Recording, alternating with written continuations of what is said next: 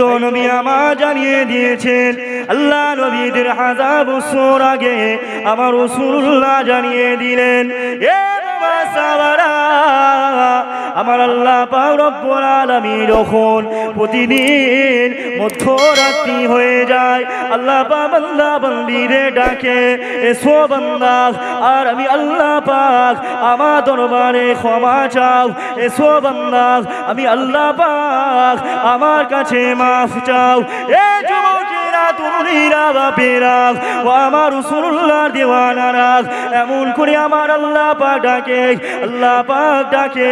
আল্লাহ নবী সাহাবাদের শোনাতে লাগলেন, বাবা সাহাবারা, যখন বান্দা বান্দিরা মধ্যরাত্রি হয়ে যায়, মধ্য রজনী হয়ে যায়, আর আল্লাহ পাকের দরবারে যখন বান্দারা দুটো হাত তুলে আল্লাহর কাছে দোয়া চায়, আমার আল্লাহ পাক বান্দা বান্দির, আমার আল্লাহ পাক বান্দা বান্দির দিনের বেলায় কি গুনাহ করেছে, আমার আল্লাহ পাক সব গুনাহ ক্ষমা করে দেয়। এ জওয়ানেরা, আমার রাসূলুল্লাহ দিওয়ানারা, এমন করে নবী আমার সাহাবা হুজুরদের শোনাতে লাগলেন, এ বাবা সাহাবারা, এমন করে আবার যখন সূর্যটা উঠে যায়, যখন সকাল হয়ে যায়, আবার বান্দা বান্দিদের আল্লাহ পাক ডাকতে লাগে, এসো বান্দা, আর আমি আল্লাহ পাক আমার কাছে ক্ষমা চাও। এ বান্দা, তোমরা রাতের বেলায় কি গুনাহ করেছো, আমি আল্লাহ পাক তোমাদের রাতের গুনাহগুলো, সমস্ত গুনাহগুলো আমি আল্লাহ পাক ক্ষমা করে দিলাম। এ জওয়ানেরা, আবার আমার রাসূলুল্লাহ সাহাবাদের বলতে লাগলেন, এ আমার সাহাবারা, আবার যখন বান্দা বান্দিরা আল্লাহ পাকের দরবারে দোয়া চায়, আমার আল্লাহ পাক ওই দোয়াটা ফিরাতে আল্লাহ পাক লজ্জা বোধ করে। জোরে হবে না সুবহানাল্লাহ? আর একটু জোরে হবে, আর একটু জোরে হবে, তাকবীর দেন তো, নারে তাকবীর। আরো জোরে, ঘুম পড়ে গেলে হবে না, আরো একটু জোরে, নারে তাকবীর, আরো জোরে, নারে তাকবীর, নারে রিসালাত, নারে রিসালাত, নারে তাকবীর। সিলসিলায়ে হক মুজাদ্দিদে জামান, আমার দাদা পীরের হক সিলসিলা মাসলাকে পীর আবু বকর সিদ্দিকী, নারে তাকবীর। মাশাআল্লাহ। তাহলে আল্লাহ পাক রব্বুল আলামিন, আমি যতটুকু চেষ্টা করব আপনারা না যেন ঘুম পড়ে যান, ঠিক আছে? আপনারা যেমন আমাকে জোশ দেবেন আমি তেমন ভাবে বলবো। তো আল্লাহ পাক রব্বুল আলামিন সব সময় বান্দাদের ডাকে, রাত হলেও বান্দাদেরকে ডাকে, বান্দা এসো। আবার সূর্য উঠে গেলে আবারও ডাকে আল্লাহ, বান্দা তোমরা এসো আমার কাছে ক্ষমা চাও। কিন্তু আমরা আল্লাহর কাছে ক্ষমা চাই না। তারপরেও যদি আমরা অনেক সময় আমরা তওবা করি যে আমি এই গুনাহটা আর করব না, আমি এই কাজটা আর করব না, এই তওবা আমরা অনেক সময় অনেক মানুষ করি, কিন্তু তারপরেও আবার সেই গুনাহটার দিকেই আমরা ফিরে যাই, সেই গুনাহটা আবারও করি না। যেটা আপনি তওবা করবেন মন থেকে, সেটা চেষ্টা করবেন সেটা আর কোনোদিন করব না। তো আল্লাহ পাক রব্বুল আলামিন আপনাকে আমাকে অনেক মহব্বত করে, অনেক ভালোবাসে, শুধু একটাই উদ্দেশ্যে, নবী মুহাম্মদ মুস্তাফা আরবি সাল্লাল্লাহু আলাইহি ওয়াসাল্লাম হুজুরের জন্য। জোরে বলুন সুবহানাল্লাহ। আল্লাহ বান্দাদের অনেক ভালোবাসে। বাবেরা, নওজোয়ান তরুণেরা, এ নবী পাকের প্রেমিকরা, আসো আল্লাহ নবী আবার জানিয়ে দিলেন, বাবা সাহাবারা, আল্লাহর হুকুম মেনে চলো, আল্লাহর বিধি বিধানগুলো মেনে চলো। এমন করে নবী আমার সাহাবাদের আবারও বলতে লাগলেন, এ আমার সাহাবায়ে কিরামেরা, আল্লাহ পাক রব্বুল আলামিন বান্দা বান্দীদের অনেক ভালোবাসে, আর আপনাকে আমাকে অনেক মহব্বত করে আল্লাহ পাক দুনিয়া জমিন জমিনে পাঠিয়েছে একটাই উদ্দেশ্যে, আমার বান্দা বান্দীরা আমি আল্লাহ পাক আমার হুকুম মোতাবেক চলবে, আমি আল্লাহ পাক আমার ইবাদত বন্দেগী করবে। কেননা আল্লাহ পাক কুরআন পাকের মধ্যে জানিয়ে দিলেন, ওয়া ইয কুলনা লিল মালাইকাতি ইন্নী জাইলুন ফিল আরদি খলিফা। আর আমার আল্লাহ এই আদম সন্তানদেরকে যখন আল্লাহ পাক যখন আদমকে বানাতে চেয়েছিলেন, আমার আল্লাহ পাক ফেরেশতাদের বললেন, এ আমার ফেরেশতারা, আর আমি আল্লাহ পাক আদমকে সৃষ্টি করব, আমি আল্লাহ পাক খলিফা সৃষ্টি করব। খলিফা মানে হলো প্রতিনিধি, আমি আল্লাহ প্রতিনিধি সৃষ্টি করব। এমন করে ফেরেশতা বলতে লাগলো, ক্বালু আতাজআলু ফিহা মান ইউফসিদু ফিহা ওয়া ইয়াসফিকু দিমাআ ওয়া নাহনু নুসাব্বিহু বিহামদিকা ওয়া নুকদ্দিসু লাক। ও রাব্বি আল্লাহ, এই আদম সন্তানদের বানাবেন না, কেননা এরা দুনিয়া জমিনে গিয়ে এই আদমকে বানালে আদমের সন্তান সন্ততি হবে, এরা দুনিয়া জমিনে গিয়ে আর আপনার ইবাদত করবে না, এরা দুনিয়া জমিনে গিয়ে মারামারি ফিতনা ফাসাদ করবে। ও রাব্বি আল্লাহ, এই আদম সন্তানদের সৃষ্টি করবেন না। আল্লাহ পাককে আবার বলতে লাগলো, ওয়া নাহনু নুসাব্বিহু বিহামদিকা ওয়া নুকদ্দিসু লাক। ও রাব্বি আল্লাহ, আমরা ফেরেশতারা আর আপনার তাসবিহ তালিল ইবাদত বন্দেগীতে আল্লাহ পাক যথেষ্ট আছি, কেন খালি খামাখায় আপনি মানুষকে সৃষ্টি করবেন? আমার আল্লাহ পাক বললেন, ও আমার ফেরেশতারা শোনো, ক্বালিন্নী আ'লামু মা লা তা'লামুন, আমি আল্লাহ যা জানি তোমরা তা জানো না। আমি আল্লাহ পাক আদম সন্তান সৃষ্টি করব, আর এরা দুনিয়া জমিনে গিয়ে আর আমি আল্লাহ আমার ইবাদত বন্দেগী করবে। তাহলে আল্লাহ পাক আপনাকে আমাকে বড় মুহাব্বত করে বড় ভালোবেসে আল্লাহ বানিয়েছে। কিসের উদ্দেশ্যে? আমার বান্দা বান্দীরা আমার ইবাদত করবে, আল্লাহর হুকুম মোতাবেক চলবে। এটার জন্য আল্লাহ সৃষ্টি করেছে। এই প্যান্ডেলটা কেউ খালি খামাকায় সিদ্ধা বাজারের আপনারা এই মানুষেরা এই প্যান্ডেল, এই স্টেজ, এই লাইটিং, এই মাইক কেউ কি আপনারা খালি খামাকায় এনে ফেলে রেখে দেবেন? যে এই এত টাকা খরচ করে এই প্যান্ডেল লাইটিং সবকিছুকে আপনারা খালি খামাকায় বেকার তৈরি করে রাখবেন না।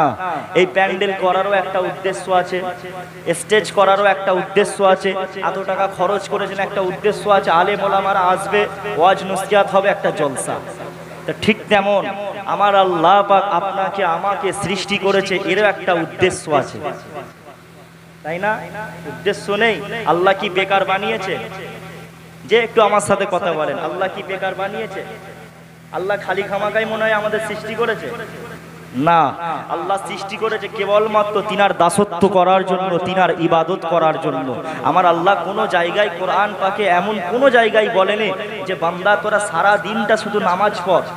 কোন জায়গায় বলেছে সারা দিনে 24 ঘন্টা নামাজ পড়? না, আল্লাহ বলেছে প্রত্যেকটা ওয়াক্ত হয়ে গেলে, নামাজের টাইম হয়ে গেলে, সময় হয়ে গেলে তোরা নামাজটা আদায় করলে, তারপরে আবার তোরা কাজ কামে দুনিয়া জমিনে আবার তোরা ছড়িয়ে ছিটিয়ে যা। তাহলে ঠিক টাইম ওয়াক্ত হয়ে গেলে তোমরা আল্লাহর দিকে ধাবিত হও, আল্লাহর ইবাদত করো, নামাজটা আদায় করে নাও। আল্লাহ পাক আপনাকে আমাকে ভালোবেসে মহব্বত করে বানিয়েছে। ফেরেশতারা ঠিক কথা বলেছিল না ভুল কথা বলেছে? বলে ফেরেশতারা যে বলেছিল আল্লাহ আদম সন্তান, আদমকে বানালে আদমের সন্তান হবে, এই সন্তানেরা এরা দুনিয়ার জমিনে গিয়ে খালি মারামারি করবে, ফিতনা ফাসাদ কাটাকাটি করবে, খুন খারাপি করবে। এখন আপনার আমার সমাজে খুন খারাপি, মারামারি, কাটাকাটি হচ্ছে কিনা বলেন? হচ্ছে না? তাহলে আমাদের ফেরেশতারা ঠিকই বলেছিল। ফেরেশতারা বলেছিল আমরা তো আপনার ইবাদত করি, আমরা আপনার তাসবিহ তাহলিল করি, বেকার সৃষ্টি করে লাভ নেই। তাহলে আল্লাহ আপনাকে আমাকে অনেক মহব্বত করে ভালোবেসে বানিয়েছে, কেবলমাত্র তিনার একটুখানি সময় তিনার ইবাদত বন্দেগি করার জন্য। আমরা এমন মুসলমান হলাম যে আমরা তিনার জন্য একটা ওয়াক্তে আমরা আধ ঘন্টা কি 40 মিনিট আল্লাহর জন্য সময় দিতে পারছি না। তো আমরা কেমন মুসলমান তাহলে? শুধু নামে মুসলমান হলে হবে না, কর্মের দিক থেকেও মুসলমান। কাজে দেখাতে হবে, শুধু নামে মুখে বললে হবে না রসুলকে ভালোবাসি, শুধু মুখে বললে হবে না জাহান্নামকে ভয় করি, শুধু মুখে বললে হবে না মৃত্যু হবে আমিও কবরে চলে যাব। সেই কবরে যাওয়ার জন্য তুমি আমি কি করছি, এটার দিকটা প্রত্যেকটা মানুষের লক্ষ্য রাখার প্রয়োজন আছে না নাই? আবার আল্লাহ পাক জানিয়ে দিলেন, ওরে আমার বান্দা বান্দিরা রে, আমি আল্লাহ পাক তোদের কারে বান্দা বড় মুহাব্বত করে বানিয়েছি। যুবকেরা, তরুণীরা, বাপেরা, ও আমার রাসূলুল্লাহ দেওয়ানারা, ও আমার সিদ্ধা বাজারের মুসলমান ভাই ও বোনেরা, একটু খালি মন দিয়ে শোনেন। আল্লাহ পাক জানিয়ে দিলেন, ও আমার বান্দা বান্দিরা, আর আমি আল্লাহ পাক 18,000 মখলুকাত সৃষ্টি করেছি। এই 18,000 মখলুকাতের ভিতরে আমি আল্লাহ পাক আদম সন্তানদেরকে সবচেয়ে মাকামওয়ালা করেছি, সবথেকে সম্মানীয় করেছি। আল্লাহ পাক জানিয়ে দিলেন, ওয়ালাকাদ কাররামনা বানি আদম, ও আমার বান্দারে, আমি আল্লাহ পাক আদম সন্তানদেরকে সবথেকে সম্মানীয়, সবথেকে শ্রেষ্ঠ করেছি। এ নওজওয়ানেরা, আজকে তাহলে আমরা মুসলমান সবথেকে শ্রেষ্ঠ হলাম। শুধু শ্রেষ্ঠ মানুষ নয়, আমরা শ্রেষ্ঠ নবীর উম্মত হলাম। আবার আল্লাহ পাক জানিয়ে দিলেন, লাকাদ খলাকনাল ইনসানা ফি আহসানি তাকবীম, বান্দা আমি আল্লাহ পাক তোদের কারে সুন্দর করে নকশা দিয়ে বান্দা ডিজাইন করে বানিয়েছি। এ আমার বান্দা বান্দিরা, আমি আল্লাহ পাক তোদের কারে সুন্দর করে বানিয়েছি। বান্দা তোদের হাতে দরকার, আমি আল্লাহ পাক হাত দিয়েছি। বান্দা তোদের পায়ে দরকার, আমি আল্লাহ পাক পা দিয়েছি। বান্দা তোদের চোখে দরকার, আমি আল্লাহ পাক চোখ দিয়েছি। ও আমার বান্দা বান্দিরা, আর তোদের কারে এই যে হাতটা দিয়েছি, তোরা এই হাতটা তোদের জন্য ব্যবহার করিস। আমি আল্লাহ পাক আমার কিছু নয় রে বান্দা, পা তোদের কানে দিয়েছি। বান্দা পা তোরা তোদের জন্য ব্যবহার করিস। ও বান্দা বান্দিরা, আমি আল্লাহ পাক তোদের কানে চোখ দিয়েছি। বান্দা তোরা এই চোখটা দিয়ে তোরা দেখিস, আমি আল্লাহ পাক আমার কিছু নয় রে। এ বান্দা বান্দিরা, আমি আল্লাহ পাক তোদের কানে গোটা বডিটা দিলাম, কিন্তু তোদের গোটা বডিটার মধ্যে, গোটা শরীরটার মধ্যে এমন একটা জায়গা আছে, এমন একটা অংশ আছে যেটা কেবলমাত্র আমি আল্লাহ পাক আমার জন্য রেখেছি। ও আমার বান্দা বান্দিরা, বান্দা তোদের কপাল বলে যে জায়গাটা, বান্দা তোদের পেশানি বলে যে জায়গাটা, বান্দা তোদের কপাল বলে যে জায়গাটা, ওই জায়গাটা কেবলমাত্র আমি আল্লাহ আমার জন্য রেখেছি। এই জায়গাটা কোনো পীরের মাজারে, কোনো ওলি আল্লাহ দরবারে, কোনো রাজা বাদশাহ, কোনো নেতা মন্ত্রী, কোনো ক্ষমতাশীল ব্যক্তি কারোর কাছে নিচু করা যাবে না। বান্দা এই কপালটা কেবলমাত্র আমি আল্লাহ পাক আমার জমিনে মাথাটা নিচু করে বান্দা সুবহান রাব্বিয়াল আলা, সুবহান রাব্বিয়াল আলা, সুবহান রাব্বিয়াল আলা তাসবিহটা পাঠ করবি। বান্দা আমি আল্লাহ পাক আমার পাওনাটা আদায় হয়ে যাবে।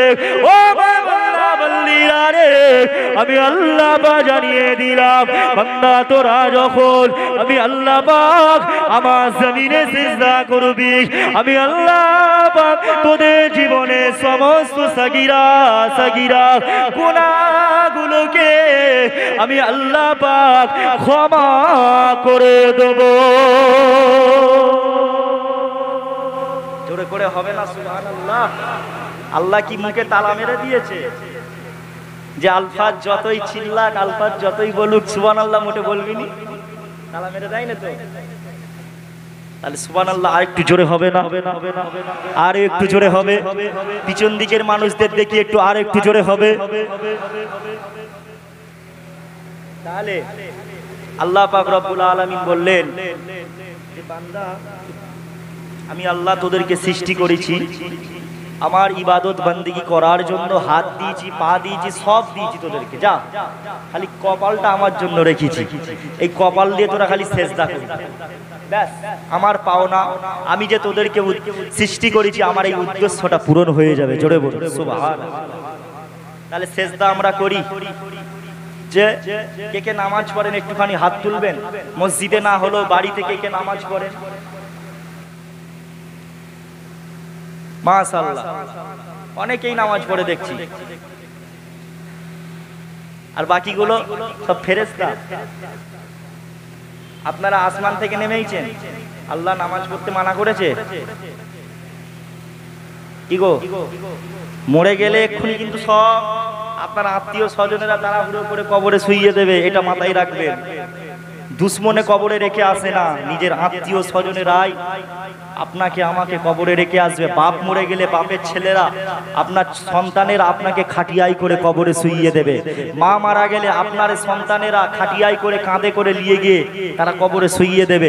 স্ত্রী মারা গেলে স্বামী যদি বেঁচে থাকে, স্বামী তার কাঁধে করে নিয়ে গিয়ে কবরে শুইয়ে দেবে। তাহলে স্বামী, বাপ, ছেলে এরা কখনো দুশ্মন নয়, এরা হচ্ছে নিজের কি আত্মীয়। তাহলে নিজের আত্মীয় স্বজনেরাই আপনাকে কবরে শুইয়ে দেবে। তাহলে বোঝা গেল কি, দুনিয়ায় আপনার যে আপন, মরে গেলেই সে আপনার পর হয়ে যায়,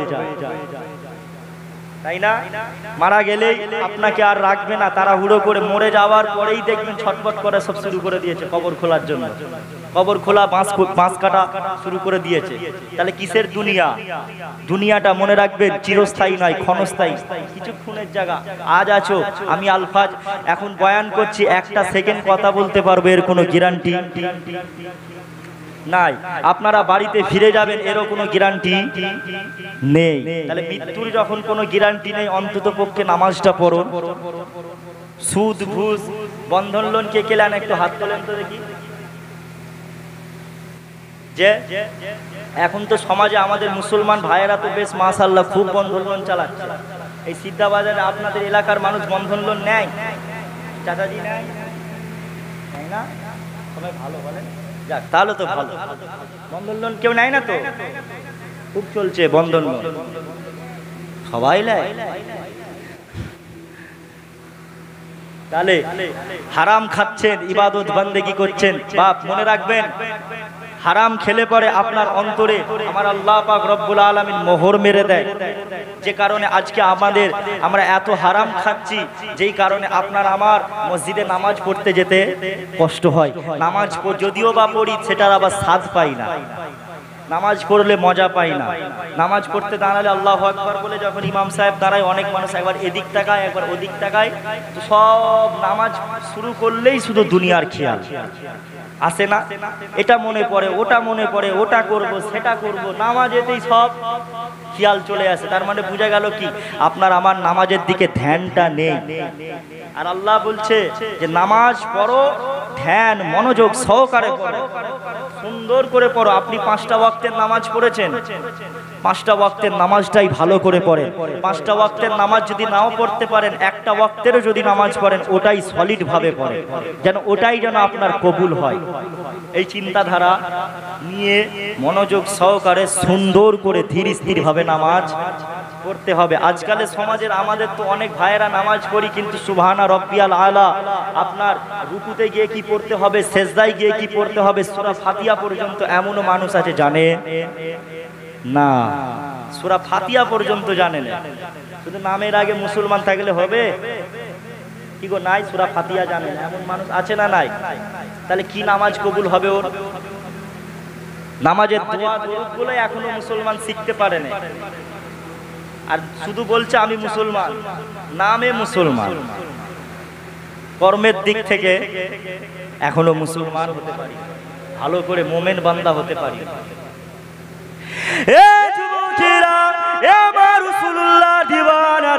একটুখানি জ্ঞান নিয়ে শোনো, নামাজ পড়ুন, নামাজ পড়ুন, নামাজ ছাড়বেন না। যদি আপনি আমি ওয়াক্তের সময় যদি নামাজটা না পড়তে পারি, কাজ কামের জন্য নামাজটা যদি না পড়তে পারি, অন্তত পক্ষে কাজা নামাজটাও পড়ে নাও। কেননা নবী আমার কাজা নামাজেরও বিধান করে গিয়েছেন। আল্লাহ নবী জানে আমার উম্মাতিরা এমন একটা সময় আসবে, আমার উম্মাতিরা ঠিকভাবে নামাজটা পড়তে পারবে না, ওয়াক্ত সময় নামাজ পড়তে পারবে না। তাই তো নবী আমার কাজা নামাজের বিধানটা দিয়ে গেলেন। এ নওজওয়ানেরা, আমার রাসূলুল্লাহ দিওয়ানারা, এমন করে হযরতে জিবরাইল আলাইহিস সালাম আমার আল্লাহ পাককে জিজ্ঞাসা করলেন, ও রব্বি আল্লাহ, বান্দা কোন কাজটা করলে পারে আপনি খুশি হয়ে যান? বান্দা কোন কাজটা, বান্দা কোন ইবাদতটা করলে আপনি খুশি হয়ে যান? আল্লাহ পাক ওই সময় বলতে লাগলেন, এ জিবরাইল, আর আমার বান্দারা যখন আমার জমিনে সিজদা করে আমি আল্লাহ পাক খুশি হয়ে যাই। ওই সময় হযরতে জিবরাইল আলাইহিস সালাম একভাবে একটানা 40 বছর ধরে সিজদার মধ্যে রত থাকলেন। হযরতে জিবরাইল আলাইহিস সালাম 40 বছর পরে যখন সিজদা থেকে মাথা খাড়া তুললেন, হযরতে জিবরাইল আলাইহিস সালাম মনে মনে চিন্তা করতে লাগলেন, আর আল্লাহ পাক আমি জিবরিল আমিন আমার উপরে হয়তো খুশি হয়ে গেছে। আল্লাহ পাক আমি জিবরিল আমিন আমার উপরে হয়তো রাজি হয়ে গেছে। আর আমার আল্লাহ পাকের দরবার থেকে হয়তো কোনো ভালো সুসংবাদ আসবে, কিন্তু আমার আল্লাহ পাকের দরবার থেকে কোনো ভালো সুসংবাদ আসলো না। এমন করে জিবরাইল আলাইহিস সালামের মনটা খারাপ হয়ে গেল।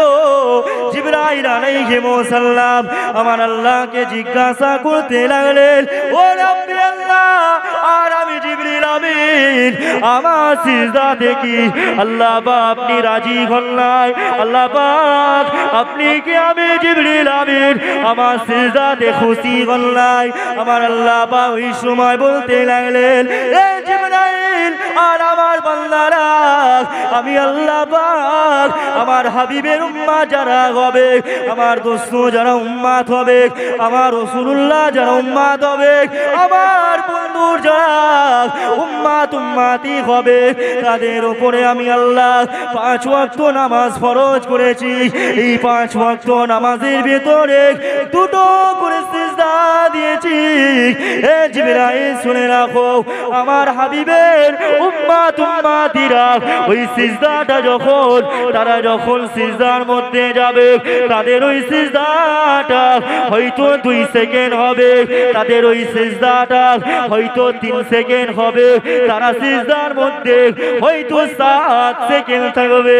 কেননা সুবহান রাব্বিয়াল আলা 1 সেকেন্ড, আবারও সুবহান রাব্বিয়াল আলা 2 সেকেন্ড, আবারও সুবহান রাব্বিয়াল আলা 3 সেকেন্ড। তাহলে আমরা কেউ সিজদার মধ্যে 3 সেকেন্ড থাকি, কিংবা আমরা 7 সেকেন্ড মাথাটা নিচু করে থাকি। এ জিবরাইল, আর আমার হাবিবের উম্মাতিরা ওই সিজদাটা যখন দেবে, এ জিবরাইল শোনো, তুমি 40 বছর সিজদা দিয়ে জানে কি পেয়েছো? আমার হাবিবের উম্মাতিরা তোমার থেকে আরো বেশি নেকি পেয়ে যাবে। আরো জোরে বলুন। জিবরাইল, 40 বছর ধরে তুমি সিজদা দিয়ে যা নেকি পেয়েছো, তোমার থেকে আমার হাবিবের উম্মাতেরা আরো বেশি নেকি পাবে। জোরে বলুন সুবহানাল্লাহ। বুঝতে পারছেন? তাহলে রাসূল পাক সাল্লাল্লাহু আলাইহি সাল্লাম শ্রেষ্ঠ নবীর আমরা কি শ্রেষ্ঠ উম্মাত।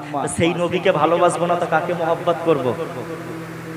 যেই নবীর জন্য আমাদের ইজ্জত, আমাদের সম্মান আল্লাহ এতটা আলা করেছে, সেই নবীকে ভালোবাসবো না তো কাকে ভালোবাসবো? কাকে ভালোবাসেন? আমরা কেউ বাপকে ভালোবাসি, কেউ মাকে ভালোবাসি, কেউ বোনকে ভালোবাসি, আবার অনেক সময় যুবক ভাইয়েরা গার্লফ্রেন্ডদেরকে ভালোবাসে, তাদের মোহাব্বত করে, যে কারণে বেশি বেশি চিন্তা ভাবনা করে। কথা বুঝছেন না?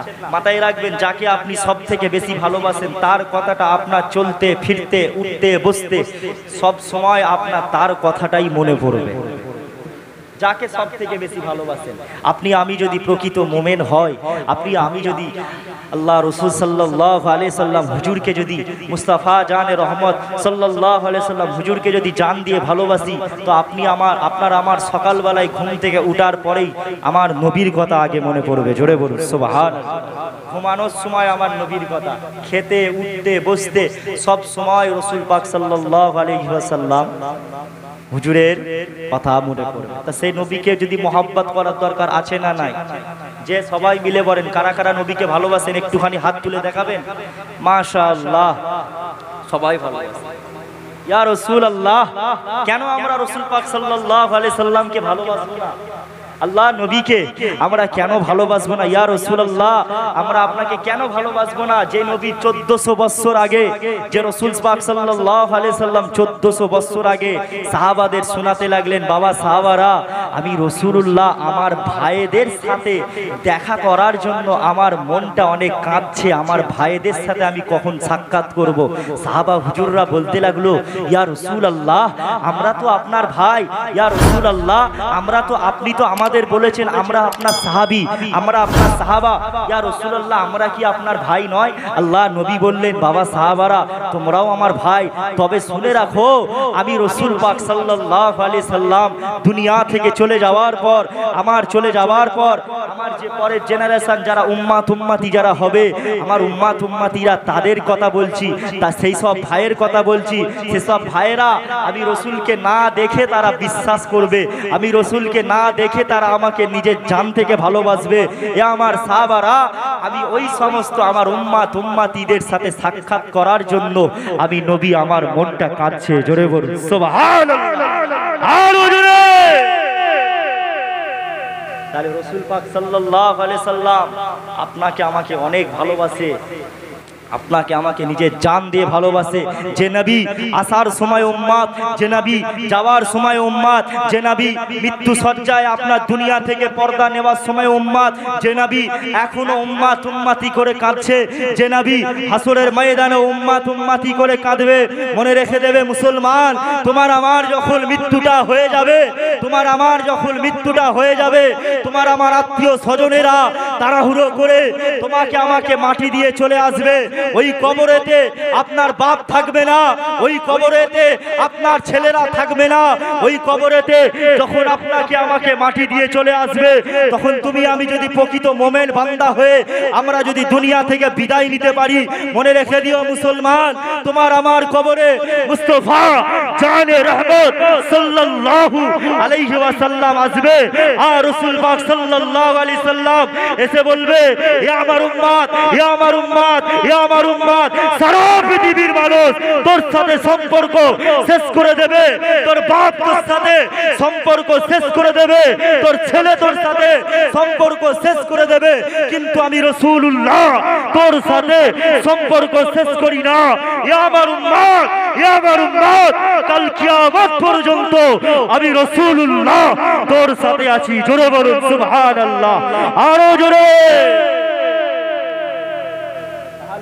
রাসূল পাক সাল্লাল্লাহু আলাইহি ওয়াসাল্লাম হুজুর আমাদের সাথে কিয়ামত পর্যন্ত থাকবে। তাহলে সেই নবীকে মহব্বত করব না তো কাকে ভালোবাসবো? সেই রাসূলুল্লাহর জন্য জান দেব না তো কাকে জান দেব? আরে আমরা মুস্তাফা জানে রহমত সাল্লাল্লাহু আলাইহি ওয়াসাল্লামের গোলাম, আমরা নবীকে ভালোবেসে আমাদের নিজেদের জানটা কুরবানি করতে চাই, রাসূলকে ভালোবেসে আমরা মরতে চাই, রাসূলকে ভালোবেসে আমরা বেঁচে থাকতে চাই। কারা কারা একটু হাত তুলে দেখাও? তাকবীর দাও তো, নারে তাকবীর, আরো জোরে নারে তাকবীর, আরো জোরে নারে তাকবীর। আল্লাহ নবীকে হাত তুলে ওয়াদা করে বলেন, ইয়া রাসূলুল্লাহ, আমরা আপনার উম্মত, আমরা আপনাকে জান দিয়ে ভালোবাসি। ইয়া রাসূলুল্লাহ, আমরা ওয়াদাবদ্ধ হলাম আপনার বিরুদ্ধে কোন জাহেল, কোন মূর্খ, কোন বেঈমান যদি আপনার বিরুদ্ধে কথা বলে, ইয়া রাসূলুল্লাহ, কুরআনের বিরুদ্ধে, ইসলামের বিরুদ্ধে কেউ যদি আঙুল তোলে, আমরা আপনার জন্য নিজেদের জানটাকে কুরবানি করে দেব। জোরে বলুন, জোরে বলো। সব সময় নবীকে ভালোবাসবেন, যতদিন বাঁচবেন। কি বললাম? নবী ছাড়া কিছু চিনবেন না। নবী আপনার আমার, আপনাকে আমাকে অনেক ভালোবাসে। আসার সময় কত ভালোবাসে বলেন? আল্লাহ নবী আপনাকে আমাকে কত মহব্বত করে, সেই নবীকে ভালোবাসবো না? সেই নবীর জন্য আমরা দাঁড়িয়ে রাখতে পারবো না? সেই নবীকে আমরা ভালোবাসবো না? এখনো মুসলমান আমরা, কত মানুষ দেখছি দাড়ি চাচা। কেন? আল্লাহ রাসূল পাক সাল্লাল্লাহু আলাইহি সাল্লাম ১৫০০ বছর আগে তিনি বলে গেছেন, যারা দাড়ি চাঁচলো তারা যেন আমি রাসূলুল্লাহ আমার গলায় খুর চালালো। বলুন নাউজুবিল্লাহ। তাহলে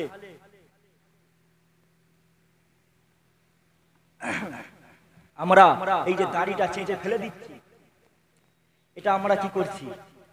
নবীর গলায় খুর চালাচ্ছি। এই খুর চালানোর মতন বিয়াদবি কাজ আমরা করছি।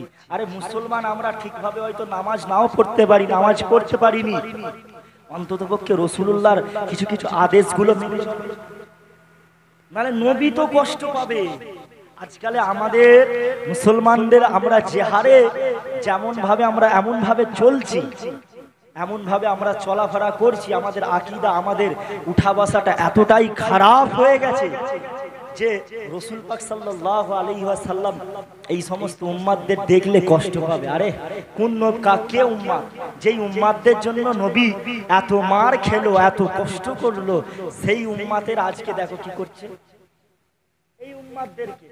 এই উম্মাতদের জন্য নবী কত মার খেয়েছে, নিজের রক্ত ঝরিয়েছে, নবীকে পাগল বলেছে, নবীকে আপনার কত কি উল্টো গালাগালি করেছে। কাদের জন্য? এই উম্মাতদের জন্য। তবুও নবী মুখ ফিরে ইসলাম থেকে দূরে সরে যায়নি। তাহলে সেই নবীকে, সেই নবীর মহব্বতে বাপ কে কে 5টা ওয়াক্তের নামাজ না হলো একটা কি দুটো কি 3টে ওয়াক্তের নামাজ পড়বেন, চাই সেটা মসজিদে হোক চাই সেটা বাড়িতে হোক, কে কে পড়বেন? ওয়াদা করেন, একটু হাত তুলে দেখান। ওয়াদা করেন, হাত তুলে দেখান। সবাই বলেছেন হ্যাঁ নবীকে ভালোবাসি, সবাই বলেছেন নবীকে ভালোবাসি। তো এইটা, এই ভালোবাসাটা এখনই প্রমাণ হবে যে কে কে আসল প্রেমিক। দেখি একটু হাতটা তুলে দেখান, যে একটুখানি হাত তুলে দেখেন। মাশাআল্লাহ, আল্লাহ সকলকে কবুল করেন। সকলে বলেন আল্লাহুম্মা। বাপেরা, নওজোয়ান তরুণেরা পরিবর্তন হয়ে যান, আল্লাহকে ভালোবাসো, রাসূলুল্লাহকে মুহাব্বত করো, আল্লাহ নবীকে নিজের জানের থেকে ভালোবাসো। কেননা আল্লাহ নবী সাহাবা হযরতে ফারুক আযম এমন করে আল্লাহ নবীর সাহাবা হুজুরেরা আল্লাহ নবীকে অনেক মুহাব্বত করতো। সাহাবা হুজুরেরা আমার রাসূলুল্লাহকে অনেক পিয়ার করতো। এ যুবকেরা, তরুণেরা, বাপেরা, আল্লাহ নবী সাহাবা হুজুরেরা এমন করে আমার নবীকে কতটা মুহাব্বত করতো। দেখো আল্লাহ নবী যখন চুল, আল্লাহ নবীর যখন মাথার চুল মোবারক মুন করা হতো, আল্লাহ নবীর চুল যখন কাটা হতো, সাহাবা হুজুরেরা আল্লাহ নবী চার পাশেতে তাদের হাতটা জোর করে রাখতেন, হাত জোর করে ঘিরে রাখতেন। কেন এই রকম করতেন? আল্লাহ নবীর চুল মোবারক যেন একটাও চুল যেন জমিনে না পড়ে যায়। জোরে হবে না? নবীকে সাহাবারা এমন মহব্বত করতো যে নবীর চুল কাটা হলে সাহাবা হুজুরেরা সবাই ঘিরে রাখতো যে রাসূলুল্লাহ সাল্লাল্লাহু আলাইহি সাল্লাম হুজুরের যেন একটা চুল না যেন জমিনে না পড়ে যায়। জোরে বলুন সুবহানাল্লাহ। আরে এটাই ছিল সাহাবাদের মহব্বত। তোমার আমার মহব্বতটা কোথা? তোমার আমার মহব্বত হচ্ছে এই হাত তোলাতে, এই যে আমি ভালোবাসি, কিন্তু কাজে কিচ্ছু নেই। আমার রাসূলুল্লাহ দিওয়ানারা এমন করে সাহাবা হুজুরেরা আল্লাহ নবী সাহাবারা আমার রাসূলুল্লাহকে কত মহব্বত করতো। আল্লাহ নবী যখন উযু করতেন, আমার রাসূলুল্লাহ যখন উযু করতেন, সাহাবা হুজুরেরা ওই উযুর পানিটা তারা নিজেদের চেহারা মুবারকে নিজেদের শরীরে মাখামাখি করার জন্য সাহাবা হুজুরেরা লড়াই লেগে যেত। তরুণীরা বাপেরা আমার রাসূলুল্লাহ দিওয়ানারা এমন করে আল্লাহ নবীর সাহাবা হুজুরেরা আমার রাসূলুল্লাহকে কত মহব্বত করতো। দেখো আল্লাহ নবী যখন থুতু মুবারক ফেলতেন, আমার রাসূলুল্লাহ যখন থুতু ফেলতেন, সাহাবা হুজুরেরা ওই থুতুটাকে নিয়ে নিজেদের চেহারা মুবারকে মেখে নিত। সুবহানাল্লাহ, আরেকটু জোরে হবে না? নিজেদের চেহারা মুবারকে হুজুরের থুতুটা পর্যন্ত জমিনে ফেলতে দিত না। আর হুজুরের থুতু মুবারক যেখানে পড়তো ওই জায়গাটা মিসকে আম্বারের থেকেও অধিক খুশবু হয়ে যেত। জোরে বলো, আরো জোরে। যেখানে নবী থুতু ফেলতো ওই জায়গাটা খুশবু হয়ে যেত। কেন? কেননা আল্লাহ নবী সাহাবা হযরত আবু হুরায়রা রাদিয়াল্লাহু তাআলা আনহু বলতে লাগলেন, আল্লাহ নবীর খাম মুবারক এমন করে আমার রাসূলুল্লাহ শরীর মুবারক থেকে এত খুশবু বার হতো। আল্লাহ নবীজি রাস্তা দিয়ে হেঁটে যেতেন, ওই রাস্তা দিয়ে পরে যদি কোনো মানুষ যেত ওই মানুষটা বুঝতে পারতো এই রাস্তা দিয়ে আমিনার লাল মুহাম্মদ রাসূল সাল্লাল্লাহু আলাইহি ওয়াসাল্লাম হেঁটে গেছে। এমন করে আবু হুরায়রা রাদিয়াল্লাহু তাআলা আনহু আল্লাহ নবী সাহাবা হযরত আবু হুরায়রা বলতে লাগলেন, আমার রাসূলুল্লাহর শরীর মুবারক থেকে এত খুশবু বার হতো, আল্লাহ নবীর খাম মুবারক থেকে এত খুশবু বার হতো। এমন করে আমার রাসূলুল্লাহ সাল্লাল্লাহু আলাইহি ওয়াসাল্লামের খাম মুবারকটা নিয়ে সাহাবা হুজুরেরা অনেক সময়ে নিজেদের বিবাহতে মোহরানা হিসাবে স্ত্রীদেরকে দিতে। বললেন না, স্ত্রীরা বলতেন যে রাসূলুল্লাহর ঘাম চাই, মোহরানা কিছু লাগবে না, অর্থ লাগবে না, নবীর ঘাম দিলেই হবে। জোরে বলুন সুবহানাল্লাহ। নবীর ঘাম দিয়ে তারা মাখবে। আল্লাহ নবীর ঘাম মুবারকটা এত খুশবু ছিল।